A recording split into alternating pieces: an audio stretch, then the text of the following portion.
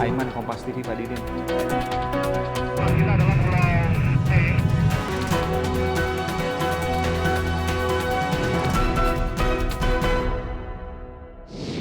Sepanjang yang bersangkutan memang memiliki kompetensi, memiliki dan juga masyarakatnya punya harapan terhadap tokoh-tokoh tersebut, meskipun yang bersangkutan juga adalah turunan ini punya segala macam anak presiden, menurut saya ya nggak apa-apa. Itu kan tergantung, nanti kan yang milih kan masyarakat. Iya, itu berarti masyarakat Solo merindukan sosok Jokowi dengan personifikasi anaknya, ya putranya. Nah tentu kami PDI Perjuangan menyambut positif. Kami juga berharap nanti Mas Gibran bisa mendaftar ke PDI Perjuangan agar bisa ikut dalam seleksi calon kepala daerah dari PDI Perjuangan nanti. Saudara, saya mengajak Ketua Program Studi Pasca Sarjana Universitas Slamet Riyadi Solo di bantaran atau pinggir Sungai Tirtonadi, tempat Pak Joko Widodo dulu pernah tinggal dan kemudian digusur, dan sekarang anaknya muncul dalam survei wali kota yang mendadak dan kemudian dibicarakan oleh sejumlah pihak termasuk di seluruh Indonesia, tidak hanya di Solo. Saya sudah bersama dengan Pak Suwardi, Pak dosen. Terima kasih Pak Ketua Program Studi, Pak dosen. Pak Suwardi, ini betul dulu Pak Jokowi tinggal di sini? Iya, ceritanya begitu. Digusur? Dulu Pak Jokowi dulu sering kali kalau main itu di sini. Dan digusur pada waktu itu sehingga pindah-pindah tempat? Iya, iya. Saya ingin tanya terkait dengan survei. Saya ingin tanya survei belakangan, tapi saya ingin tanya dulu. Kalau kemudian masuk putranya, katakanlah Gibran Rakabuming atau mungkin Kaisang Pangarep, kan berbeda dengan Pak Jokowi. Pak Jokowi dikesankan dari bawah, kalangan bukan siapa-siapa, tidak punya darah biru politik. Sementara putranya punya karpet merah secara politik, punya darah biru secara politik. Akankah itu berbeda di pandangan publik? Kalau dalam karakter politik modern, itu starting point-nya justru malah bagus. Kenapa, Pak? Karena dia berangkat dari modal politik yang cukup bagus, yaitu popularitas. 90% untuk Mas Gibran itu dikenali oleh masyarakat Solo. Sedangkan untuk elektabilitasnya itu masih 13%. Tapi itu modal yang bagus. Sekarang saya tanya Pak, kenapa mendadak putra Jokowi? Ada Gibran Rakabuming Raka dan ada Kaisang Pangarep. Kenapa kemudian keduanya masuk ke dalam survei?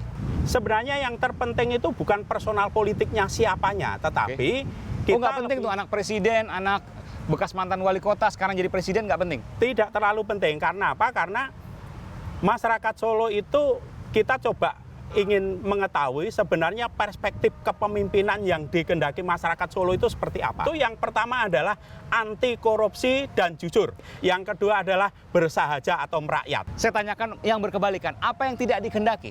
Dari aspek penampilan.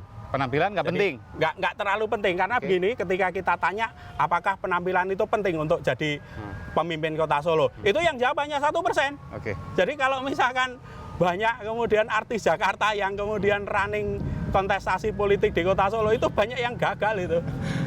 Jadi kalau artis mau terkenal seberapapun, ganteng atau cantik seperti apapun, kaya misalnya datang ke Solo nggak laku itu? Ya kenyataannya seperti itu, dulu ada itu. Yang laku justru malah yang sederhana, merakyat dan jujur. Betul. Sekali lagi ini saya harus katakan, sudah memilih pemimpin ya, bukan memilih jodoh, beda ya Pak ya? Beda. Seberapa mungkin putra Pak Jokowi, Gibran Rakabuming, maju sebagai wali kota? Ya sangat mungkin sekali. Meninggalkan bisnis-bisnisnya misalnya, kemudian fokus di politik? Bisnis itu sebenarnya kan bisa didelegasikan kepada karyawannya, gitu. Seperti juga ayahnya waktu itu? Seperti juga ayahnya. Hanya sekarang persoalannya Mas Gibran itu kalau maju wali kota, tentu saja kalau dia diusung oleh PDIP sangat menarik sekali. Dan kecil kemungkinan untuk diusung oleh partai lain. Betul, betul. Terakhir Pak Suwardi, apakah kemudian langkah politik Gibran Rakabuming ini akan terus dan mengikuti jejak langkah politik ayahnya? Katakanlah menjadi presiden suatu saat nanti. Tergantung garis nasibnya. Tergantung garis nasibnya. Faktor apa yang paling menentukan ke sana? Kalau Mas Gibran jadi wali kota dan itu kemudian dipandang oleh masyarakat sukses, maka langkah berikutnya adalah Gubernur Jawa Tengah. Dan ketika Gubernur Jawa Tengah nanti juga memperoleh dukungan yang mayoritas, bisa jadi tahun 2024 Mas Gibran adalah calon presiden. 2029 itu yang paling cepat. 2029. Anda Iya. memperkirakan itu? Kalau 2024 saya nggak yakin. Tapi kalau 2029 kemungkinan, tapi tergantung kepada apakah prestasi Mas Gibran ketika dia menapaki politik dari kota Solo ini sukses ayahnya atau tidak. Dan Anda memprediksi bahwa niat itu ada ketika langkah politik menjadi wali kota dimulai? Betul. Terima kasih Pak Suwardi, Terima langsung kasih, Mas dari Eman. Kalianyar, Bendung Tirtonadi, Kota Solo, Jawa Tengah. Tempat Pak Jokowi dulu sempat berpindah-pindah tempat dan tergusur di sini. Terima kasih. Sekali Terima lagi kasih. informasi. Terima kasih.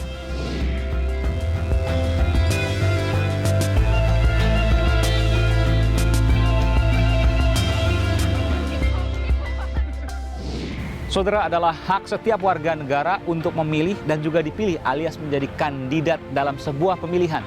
Tapi hal ini tentu tak sesederhana jika memiliki kaitan keluarga dalam kekuasaan politik alias dinasti. Jika kelak hasilnya buruk, saudara, maka benar anggapan yang mengatakan bahwa politik dinasti tak seharusnya terjadi. Karena politik dinasti mendapat dukungan lahiriah dan batiniah dari orang atau sosok yang berada di atasnya. Namun jika hasilnya baik, maka berjuta orang akan merasakan manfaatnya. Bagaimana menilainya? Waktu, rekam jejak, dan pribadi yang akan menjawabnya. Mari kita cermati. Saudara, saya Aiman Wicaksono. Salam.